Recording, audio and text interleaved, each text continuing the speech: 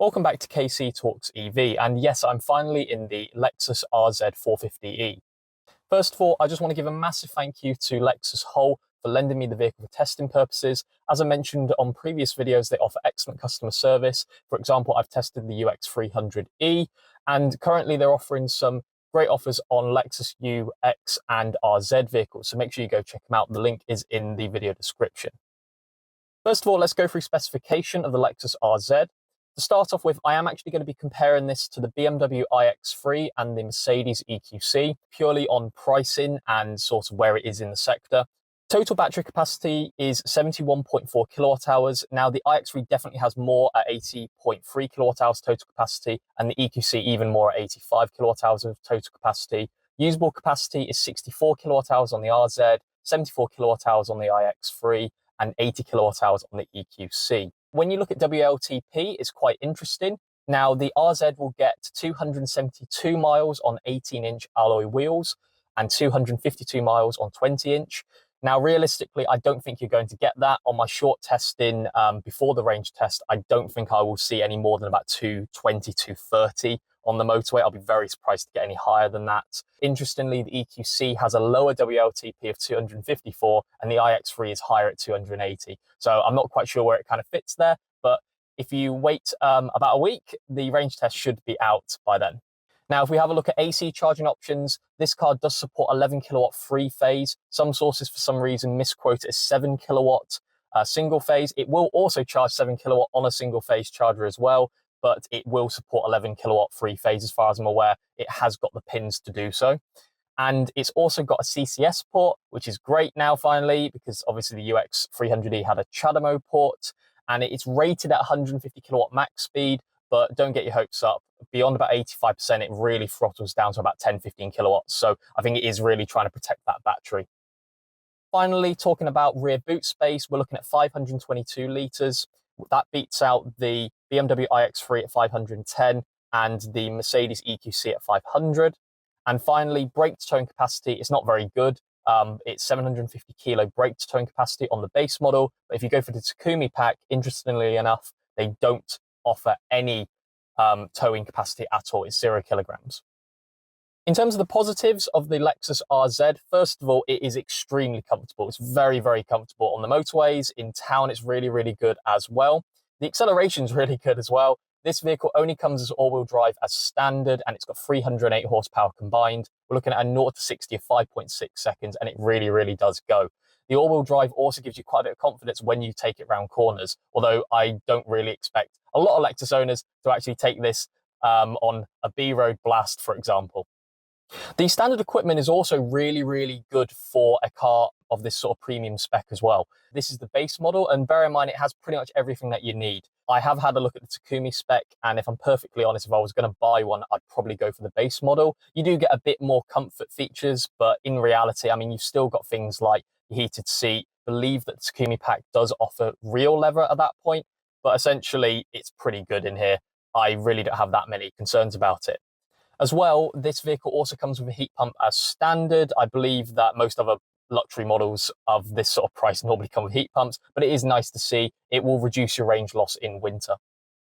Just like in other previous videos, I always like to mention some rooms for improvement. So first of all, the battery capacity and range.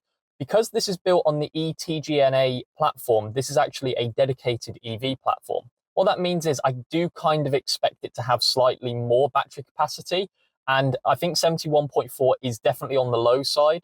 I feel as though that if it took it up to maybe a 90 kilowatt hour pack, so maybe close to what we get in the Jaguar I-Pace, for example, if we get to 100 kilowatt hours or even further, it will start to become a bit more competitive and a bit more class leading. So hopefully in a facelift model, potentially Toyota Group or Lexus might want to actually consider putting in a bigger battery pack.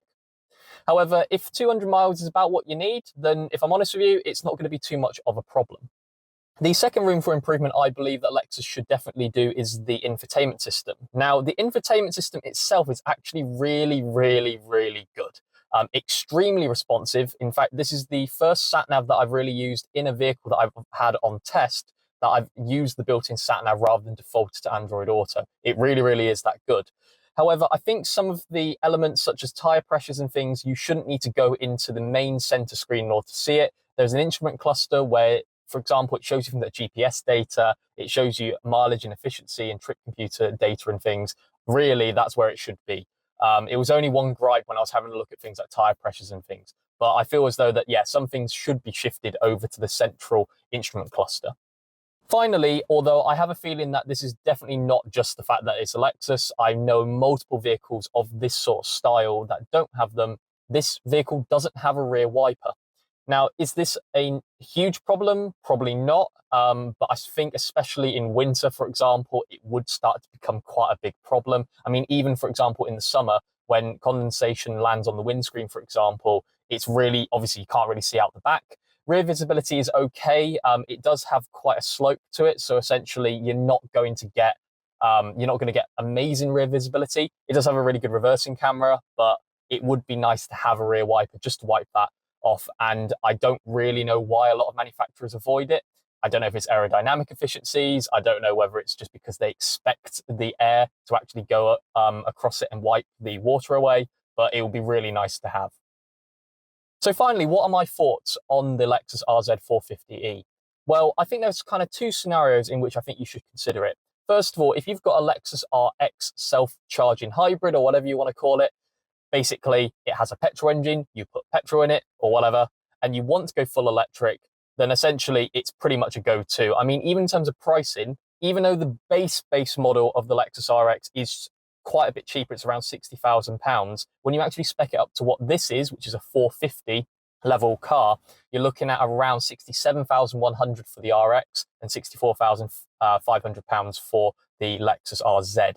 So essentially, it really is quite comparable. Your PCP or finance will probably be pretty similar. Also, if you love the Lexus experience, it really is quite an amazement to see. If you are, for example, considering an iX3 or a EQC, by all means, definitely try the Lexus RZ. You will notice that the dealership experience is kind of in another world. When I've been into, for example, BMW or Mercedes dealers, yeah, they're okay. It's, you know, what do you expect from a car dealership? But really, Lexus dealers are really a step up.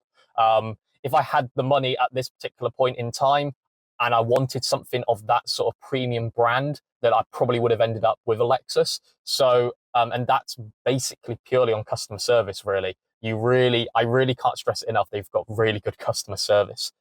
If I was going for it personally, as I've mentioned previously, I don't think I would go for the Takumi pack. Really, the base model is pretty well spec'd out already.